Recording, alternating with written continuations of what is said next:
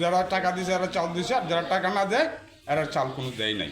কিশোরগঞ্জের মিঠামইন উপজেলার কেওয়ারজোর ইউনিয়নের সরকারি ভিজিডি ও ভিজিএফ চাল বিতরণে ঘুষ ও আত্মসাতের গুরুতর অভিযোগে গ্রেপ্তার হয়েছেন ইউপি সচিব ও প্যানেল চেয়ারম্যান। স্থানীয়দের ক্ষোভ, এদের ছাড়াও যারা জড়িত তাদেরও আইনের আওতায় আনা হোক।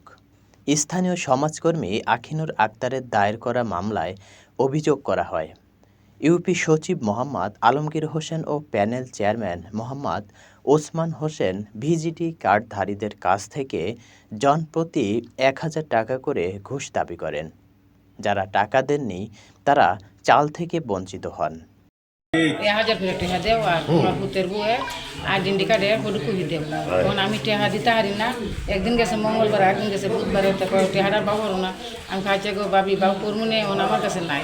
দোস্ত আমাদের চাল দিবে, কেউ মনে হয় যারা টাকা দিছে এরা চাল দিছে, আর যারা টাকা না দেয় এরা চাল কোনো দেয় নাই। ১৯ জুন ইটনা সেনা ক্যাম্প ও মিঠামইন থানা পুলিশের যৌথ অভিযানে ইউপি সচিব ও প্যানেল চেয়ারম্যানকে গ্রেপ্তার করা হয়। পরের দিন আদালতের মাধ্যমে তাদের জেল হাজতে পাঠানো হয়। এখানে যে দুস্থ ভাতার কার্ড হয় এগুলো কিন্তু জনগণের কাছে, অসহায় দুস্থদের কাছে সরকার এমনিতেই দেয় তাদেরকে দেওয়ার জন্য, গরিব গাঙ্গালদের। কিন্তু ওনারা কিন্তু এটার টাকা নেয়। আঙ্কেল চুপ থাকেন।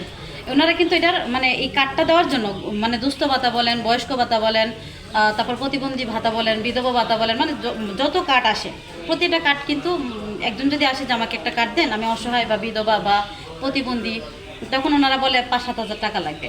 প্রতিটা কার্ড পিছনে ওরা ৫-৭ হাজার টাকা নেয়। ধরেন ১০০ জনের কাছ থেকে নেই ৫-৭ হাজার করে, ১০০ জনের কাছ থেকে নেই ৫-৭ হাজার করে, কিন্তু দেয় কিন্তু মানে ১৫-২০ জন এরকম করে, আর বাকিগুলো কিন্তু দেয়ই না। জন্ম নিবন্ধনের ফি হচ্ছে, সরকারি ফি হচ্ছে ৪৯ টাকা, ধরেন ৫০ টাকা। ওনারা কিন্তু ৭০০, ২,০০০, এই মানে ৩৬০০, ৩২০০ এরকম নেয়। মিঠামইন উপজেলা নির্বাহী কর্মকর্তা খান মোহাম্মদ আবদুল্লাহ আল মামুনের বক্তব্য নিতে অফিসে গেলে তিনি অনুপস্থিত ছিলেন। অন্যদিকে প্যানেল চেয়ারম্যান ও সচিব কারাগারে থাকায় তাদের বক্তব্য নেওয়া সম্ভব হয়নি।